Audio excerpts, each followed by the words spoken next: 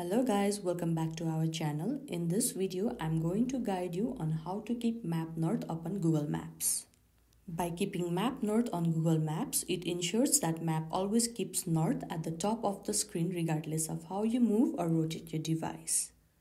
It will always show on the north of the direction, so to keep Map North open Google Maps, you need to open your Google Map application on your phone. Now, once your Google Map application is opened, make sure that you are logged into your Gmail account. Now on the top right, you can see your Google account profile, so click there. Now after this, click on the option settings. Click the first option, navigation.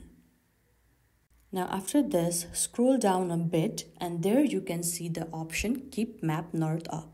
Now tap on the small notch in your Keep Map North Up option.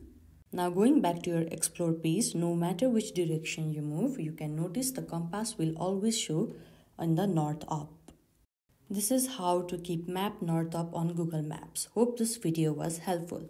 Don't forget to like and subscribe. Thank you.